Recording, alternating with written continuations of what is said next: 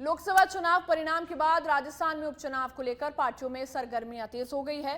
प्रदेश में 5 सीटों पर उपचुनाव होंगे। इनमें से 3 सीटों पर बीजेपी कांग्रेस में आमने सामने की टक्कर है और वहीं 2 सीटों पर क्षेत्रीय पार्टियों का दबदबा बना हुआ है और यह क्षेत्रीय पार्टियां लोकसभा चुनाव में इंडिया गठबंधन का हिस्सा रही है।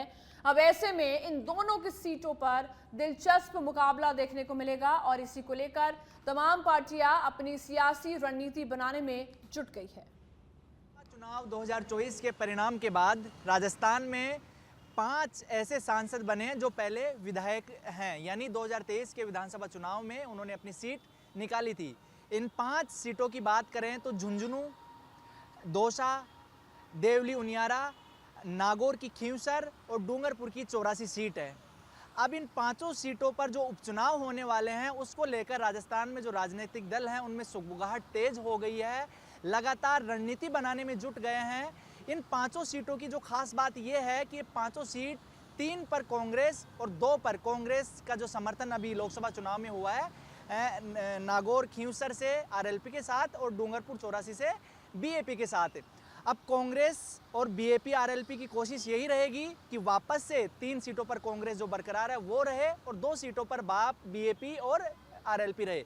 इसके इतर अगर बीजेपी की बात करें, क्योंकि जो 3 सीट, पहले हम 3 सीटों की बात करते हैं जिसमें दौसा, देवली उनियारा और झुंझुनू, इन तीनों सीटों पर कांग्रेस और बीजेपी की आमने सामने की टक्कर है। वहां पर तीनों सीटों पर जो कांग्रेस का विधायक था, तो अब बीजेपी की कोशिश रहेगी कि विधानसभा के बाद लोकसभा में ऐसी कौन सी गलतियां रहीं उनको सुधारा जाए, क्योंकि अभी मंथन भी चल रहा है बीजेपी का, दिल्ली से भी लगातार फीडबैक लिया जा रहा है। तो कोशिश यही रहेगी कि कांग्रेस को यहां पर मात दी जाए और कांग्रेस की कोशिश ये रहेगी कि इन तीनों सीटों पर वापस से जीता जाए, रिपीट किया जाए, सांसद भी बन गए हमारे और विधायक भी बरकरार रहे।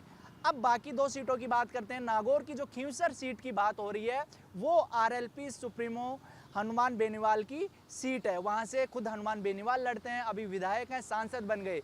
ये आरएलपी के लिए भी प्रतिष्ठा की बात है, क्योंकि आरएलपी का राजस्थान में एकमात्र विधायक हनुमान बेनीवाल है। तो बेनीवाल की कोशिश यह रहेगी कि यहाँ पर खुद का कैंडिडेट यानी आरएलपी का कैंडिडेट उतरे और चुनाव जीते।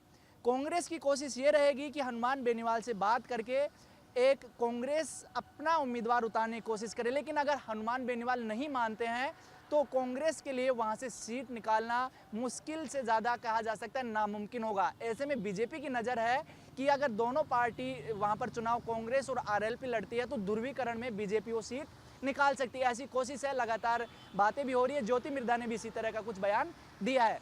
अब डूंगरपुर की 84 सीट की बात करें, वो जो आदिवासी वोट बैंक है, कांग्रेस का पारंपरिक वोट बैंक रहा है, लेकिन अब धीरे धीरे वो छिटक रहा है।